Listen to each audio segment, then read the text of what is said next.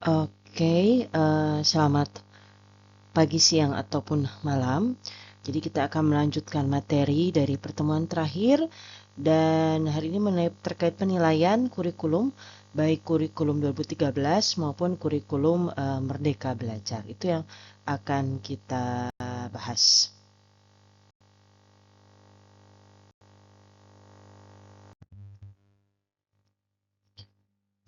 Oke, jadi ya cukup jelas bahwa kurikulum dari masa ke masa itu mengalami perubahan. Dari dulu awal-awal kita merdeka, kemudian mulai ada kurikulum 47, di mana bahwa kesadaran untuk bersekolah itu sebaiknya ada. Kemudian ke kurikulum 64 dan kurikulum 68, di mana bahwa pendidikan dasar itu sebaiknya dijalankan. Kemudian terus berkembang menjadi 73, 75, di mana bahwa pendidikan itu sebaiknya ada kurikulum dasar dan kemudian kecakapan. Kemudian dikembangkan ke 94, di mana mulailah berkembang metode-metode atau strategi pembelajaran, misalkan CBSA. Kemudian berkembang 94 tadi, kemudian 97, kemudian juga berkembang ke 2004, 2006, dan kemudian Kurtilas tahun 2013. Jadi setiap perubahan tersebut maksudnya itu adalah mengapa ada setiap perubahan kurikulum, karena dilihat dari adanya perkembangan yang ada di masyarakat, dikaitkan dengan kebutuhan masyarakat, dan kemudian biasanya itu dibandingkan negara-negara dengan negara-negara lain. Misalkan kalau kita dengan negara-negara OECD lainnya. Makanya kenapa ada banyak berbagai perubahan dari kurikulum-kurikulum tersebut.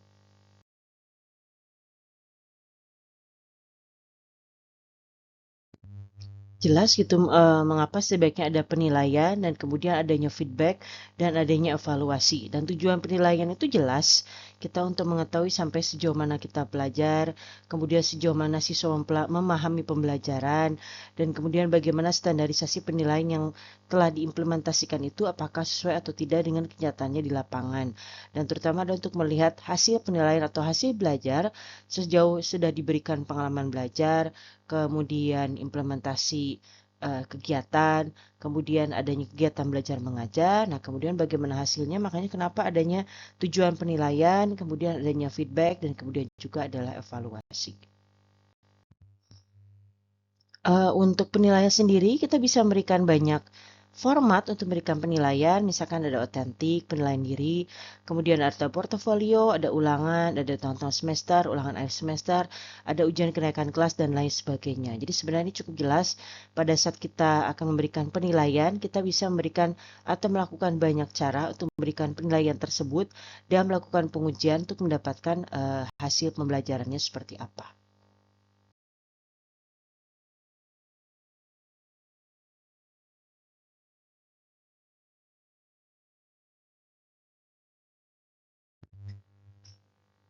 Ya, tadi seperti yang sudah disampaikan, bahwa pada saat kita akan berikan penilaian, kita pastikan dulu tujuan pembelajarannya apa, kemudian kita menyampaikan implementasi rencana kegiatan pembelajaran itu seperti apa, kita tuangkan dalam silabus, dari silabus kita bisa tuangkan menjadi kegiatan penilaian, penugasan, dan lain sebagainya. Dan terutama aspek-aspek apa yang ingin kita nilai untuk mendapatkan hasil penilaian tersebut. Misalkan kita bisa buat dari tes tertulis, ataukah tes lisan, ataukah tes penugasan. Dan kemudian aspek-aspek keterampilannya, misalkan kita bisa cek dari segi kinerjanya, atau proyeknya, atau portofolionya. Memang pada masa-masa kurtilas kan banyak berdasarkan portofolio untuk penilaian. Jadi bisa diketahui progres seseorang seperti apa. Kalau untuk kurikulum Merdeka Belajar atau kurikulum nasional, karena diharapkan bahwa mereka bisa mencari materi dengan lebih mandiri, sehingga kebanyakan proyek-proyek yang diberikan itu adalah berupa video pembelajaran. Sehingga siswa mendapatkan materi, kemudian mencoba untuk menggalinya lebih detail melalui discovery learning, dan kemudian mereka membuat materi berupa video pembelajaran. Jadi itu biasanya proyek-proyek didapatkan pada kurikulum Merdeka Belajar. Jadi pada saat kurtilas, mostly they got portfolio, dan untuk kurma mereka mendapatkan video proyek. Untuk penilaian, jelas kita bisa melakukan penilaian kapan sebaiknya. Itu sebenarnya tergantung juga dari lembaga pendidikan itu sendiri dan kemudian lingkungan sekolah itu sendiri. Ada yang memang misalkan melakukan berbagai penilaian dan evaluasi dari bahkan sudah mereka melamar masuk ke dalam sekolah tersebut, ada yang bahkan sudah masuk diuji kembali, ada yang setiap tingkat ada pre-testingnya untuk melihat kondisinya seperti apa, ada yang misalkan cukup tengah dan akhir saja dan lain sebagainya. Jadi kadang-kadang itu berbeda tergantung dari lingkungannya sekolah masing-masing. Namun secara umum kita bisa gunakan penilaian harian, penilaian tengah semester, dan kemudian penilaian akhir semester. Dengan berbagai bentuk prinsip penilaiannya, misalkan objektif, terpadu, ekonomis, transparan, akuntabel, dan edukatif. Jadi mana pada saat memberikan penilaian, jelas apa dasar penilaiannya seperti apa, kemudian hasil penilaiannya seperti apa, kemudian bisa dipertanggungjawabkan, dan pada saat orang lain ingin mengakses hasil-hasil tersebut, sebaiknya bisa diakses dengan lebih mudah, dan kemudian bisa dideskripsikan ataupun diuraikan mengapa seorang tersebut dapat hasilnya ini, dan lain sebagainya. Jadi ada kejelasannya. Oke, jadi tadi itu sekilas terkait penilaian Kurtilas. Jadi kita bisa lihat bahwa fokusnya itu adalah pada penilaian portofolio dan berbagai penilaian lain, terutama itu adalah karakter yang sampai sekarang juga masih menjadi salah satu bagian yang diharapkan ditingkatkan, terutama untuk persiapan generasi emas. Kemudian berlanjut kepada kurikulum Merdeka Belajar yang sekarang berubah menjadi kurikulum nasional, yang kemudian disebut merupakan penyempurnaan dari kurikulum Merdeka Belajar. Oke, kemudian kenapa adanya kurikulum Merdeka Belajar? Sebenarnya itu diharapkan itu adalah pada saat siswa mendapatkan pembelajaran, siswa punya pilihan-pilihan dan tidak hanya satu pilihan saja gitu. Makanya kenapa namanya Merdeka Belajar. Misalkan dari segi seberapa merdeka belajar kita bisa mengajak murid untuk paham tujuannya apa, kemudian ikut memasukkan ide-ide murid pada saat pembelajaran, kemudian berikan murid cara pilihannya dalam menyampaikan cara pembelajarannya seperti apa, kemudian mereka murid pilihan dalam menunjukkan bahwa ia paham dan lain sebagainya. Jadi sebenarnya pada saat kurikulum Merdeka Belajar diimplementasikan, maksudnya itu adalah murid-murid punya pilihan untuk berkembang, tidak hanya satu cara saja. Meskipun memang mungkin kalau di Indonesia mungkin dari segi penalarannya masih kurang oke ya. Jadi mungkin akan lebih baiknya kita basicnya dikuatkan dulu, baru kemudian diberikan kemerdekaan untuk memilih. Tapi ya tidak apa-apa, nanti kita lihat bagaimana perkembangan di masa depannya. Jadi secara inti adalah bagaimana agar siswa bisa berkembang sesuai dengan kemampuan dan pace-nya masing-masing, dan kemudian juga dia punya pilihan tidak hanya satu saja. Jadi itu sebenarnya intinya dari kurikulum Merdeka Belajar.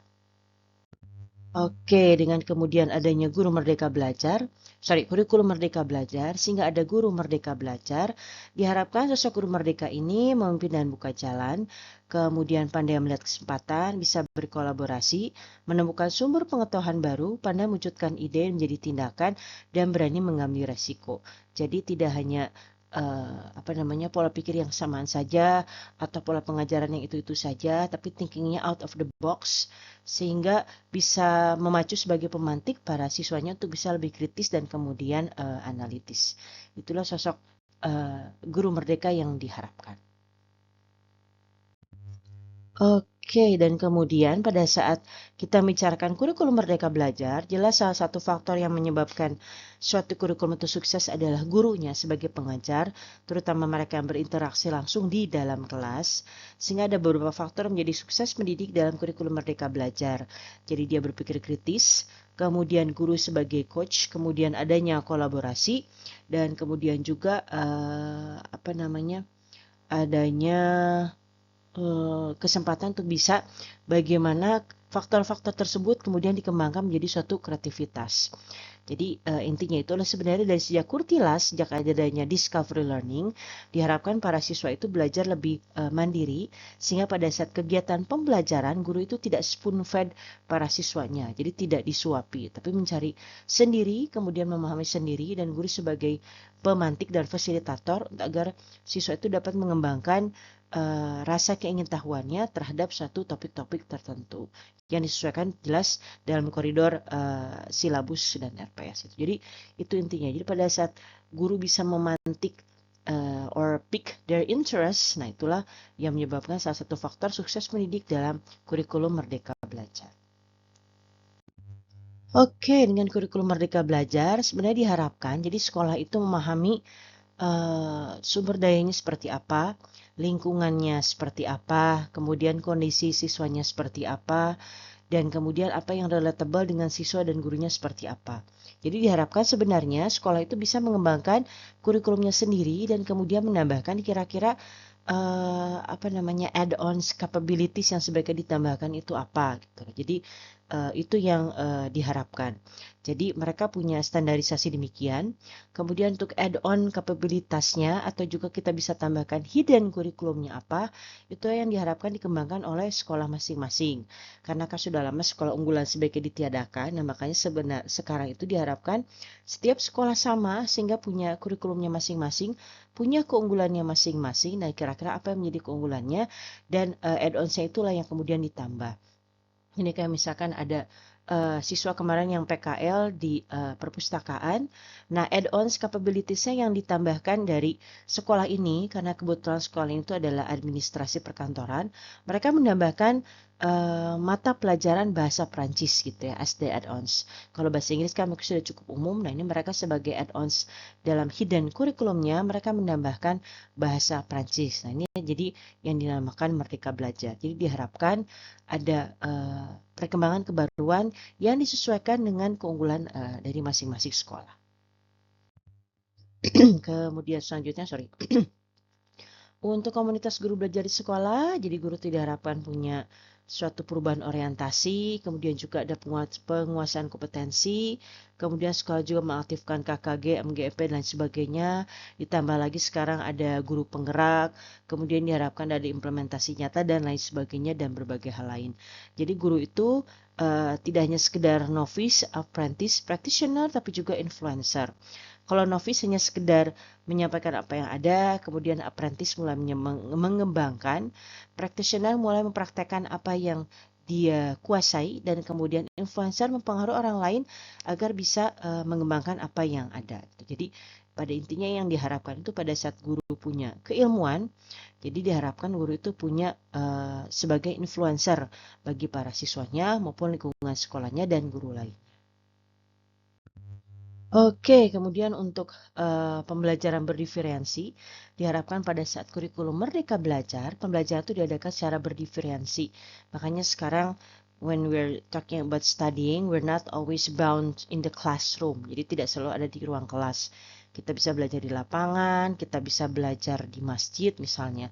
Kita bisa belajar di mana saja dan menyesuaikan dengan gaya pembelajarannya masing-masing. Jadi memang kalau mau sangat ideal, kita bisa tiru kayak Finlandia, yang misalkan sekelas hanya 5-8 orang. But that's probably not possible for our society and especially our country. Jadi disesuaikan kira-kira mana yang bisa kapasitasnya sesuai, dan kemudian agar siswa juga tidak selalu ada di dalam ruang kelas hanya itu sekedar belajar. Jadi sebenarnya itu intinya. Jadi pembelajarannya ada variasinya maksudnya. Oke, nah kemudian untuk kurikulum Merdeka Belajar ini yang kemudian dikembangkan menjadi kurikulum nasional, masalah literasi dan numerasi masih nomor 1, masih jadi bagian yang diperdebatkan dan masih diperjuangkan sampai sekarang ini. Bahkan sekarang itu kemudian dikembangkan juga sastra masuk kurikulum, dan kemudian juga mulai dikembangkan juga ada jenjang buku. Jadi maksudnya itu adalah setiap tahapan anak belajar, setiap tahapan anak sekolah itu ada jenjang bukunya kira-kira mana yang bisa dibaca. Kalau misalkan kayak film itu istilahnya itu kayak rated kan, ada PG, ada kemudian misalkan all age, kemudian ada yang misalkan 13+, 18+, dan lain sebagainya. Nah kalau untuk jenjang buku di sini disesuaikan, katakanlah misalkan kalau anak SD SMP baca buku KKPK misalnya, untuk SMA misalkan yang adult dan lain sebagainya. Jadi memang sangat dikembangkan terutama untuk sastra masuk sastra masuk kurikulum ini. Jadi untuk literasi dan numerasi masih jadi prioritas untuk pengembangan baik dari segi kurikulum yang lampau maupun kurikulum yang sekarang. Jadi masih tetap jadi trending topik gitu ya untuk kurikulum. Oke, kemudian juga kemudian juga dikembangkan juga profil pelajar Pancasila di kurikulum Merdeka Belajar ini dengan berbagai kapasitasnya, misalkan untuk beriman dan bertakwa, kemudian kreatif, gotong royong, dan lain sebagainya. Jadi pada intinya sifat-sifat ini diharapkan itu diimplementasikan dalam pembelajaran, dan nilai-nilai karakter ini juga ada pada saat di kelas dan kemudian berdiskusi. Jadi nilai-nilai ini diharapkan ada agar bisa lebih berkembang, kemudian jelas lebih mencintai negara sendiri. Karena itu yang diharapkan itu, jadi lebih kritis tapi tetap ingat pada Indonesia gitu. Jadi makanya kenapa profil pelajar Pancasila ini kemudian dikembangkan dan diaplikasikan terutama untuk kurikulum Merdeka Belajar dan kurikulum nasional. Oke, dan kemudian selanjutnya menurut saya hal yang menarik dari perkembangan kurikulum Merdeka Belajar maupun kurikulum nasional ini, dan ditambah lagi dengan sastra masuk kurikulum dan jenjang buku ini salah satunya dan menurut saya menarik itu adalah dari segi pembelajarannya atau ilustrasinya. Kita bisa lihat banyak buku gratis yang sudah tersedia yang bisa diakses quite easily, meskipun memang kadang-kadang ya ada beberapa juga orang tua yang ngeluh, misalkan kok dari sekolah saya dapat 200.000, saya beli online cuma 20.000 dan sebagainya. We don't know.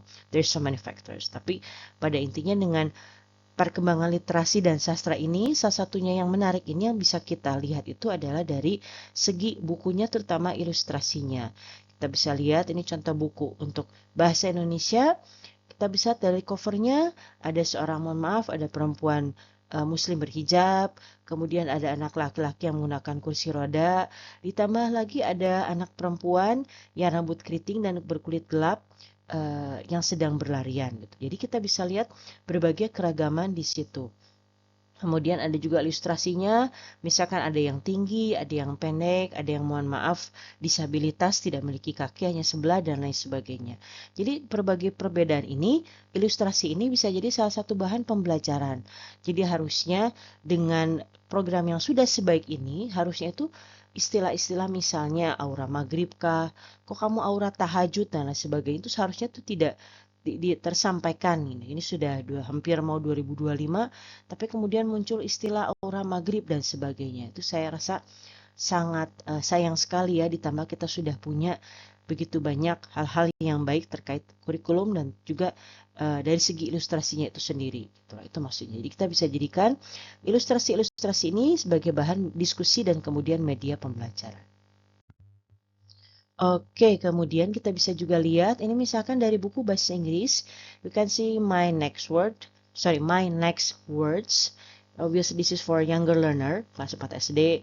Kita bisa lihat ada ibunya yang berhijab, ada yang tidak. Kemudian ada yang berkacamata, ada yang tidak. Kemudian we have book dictionary, and then there vocabularies. Kemudian how do you go to school? Ada yang diantar orang tuanya, ada yang naik motor, ada yang naik mobil. Maaf. Kemudian ada yang naik kereta dan lain sebagainya. Jadi ini juga dari ilustrasi-ilustrasi ini selain sangat baik, menarik minat anak obviously untuk melihat karena huruf-hurufnya besar, kemudian berwarna dan ilustrasinya jelas. Ini juga bisa kita jadikan bahan diskusi, misalkan kenapa tiap orang berbeda, kenapa ada yang naik motor, kenapa ada yang naik mobil, ada yang naik bus dan lain sebagainya. Jadi ini juga selain literasi dan juga numerasi, juga pendidikan karakter bisa kita terapkan di situ. Oke, nah bisa kita lihat kenapa 4 arah perubahan kurikulum ini, dari perubahan kurikulum awal 47, kemudian 75 lah, kemudian 97, kemudian 2004, kemudian Kurtilas dan lain sebagainya. Ada banyak perubahan-perubahan tersebut dan dilakukan itu adalah karena menyesuaikan dengan kebutuhan masyarakat, perkembangan masyarakat, dan kemudian apa yang terjadi di seluruh dunia overall gitu. Nah, di sini kita bisa lihat 4 arah perubahan kurikulum. Yang pertama itu adalah struktur kurikulum lebih fleksibel gitu. Jadi untuk jam pelajarannya dan sebagainya, meskipun memang untuk 2025 ada beberapa perubahan, misalkan katakanlah kalau kemarin kan baik siswa tetap harus naik kelas, kalau sekarang katanya ada perubahan. Dan kemudian juga misalkan katakanlah adanya sastra masuk kurikulum, kemudian bahasa Inggris kembali wajib. Nah itu kan kita bisa lihat ada perubahan-perubahan tertentu karena sudah diadakannya evaluasi. Kemudian juga fokus pada materi yang esensial, sehingga pembelajarannya hanya fokus pada materi esensial. Makanya kenapa dulu siswa mendapatkan portfolio, kalau sekarang banyak mendapatkan video materi pembelajaran. Kemudian juga penggunaan beragam perangkat ajar biar pembelajarannya lebih banyak variabelnya, dan kemudian adanya pemanfaatan teknologi digital, dan salah satunya adalah platform Merdeka Mengajar. So if you're in school, apalagi Anda guru, obviously Anda sudah tidak heran dengan platform ini. Jadi mirip dengan Moodle pada masanya gitu. Kalau sekarang menjadi platform Merdeka Mengajar. Jadi sekarang semua difokuskan di situ, semuanya platform base, kemudian website base, sehingga diharapkan dengan teknologi digital jadi bisa belajar diakses di mana saja dan kemudian kapan saja. Jadi harusnya untuk CBSA dulu atau zaman dulu cul budak sina anteng. Nah sekarang antengnya lebih di depan komputer atau di depan gawai masing-masing dan lebih digitalized untuk belajar sesuai dengan pace masing-masing seperti yang diimpikan oleh kurikulum Merdeka Belajar tadi. Nah itu dia. Oke, jadi tadi itu yang ingin saya sampaikan terkait penilaian kurikulum, baik itu Kurtilas maupun Merdeka Belajar ataupun kurikulum nasional. Masih tetap trending topik adalah literasi dan numerasi. Kemudian memang untuk penilaian sebaiknya diadakan evaluasi agar bisa terlihat standarisasi dan hasilnya seperti apa. Kemudian disesuaikan dengan sekolah masing-masing dan diharapkan mendapatkan hasil belajar yang baik dengan juga tetap menerapkan nilai-nilai value pendidikan yang sesuai, kemudian implementasi profil pelajar Pancasila, serta kemudian disesuaikan dengan pace belajar masing-masing. Oke, demikian. Thank you very much. Assalamualaikum warahmatullahi wabarakatuh.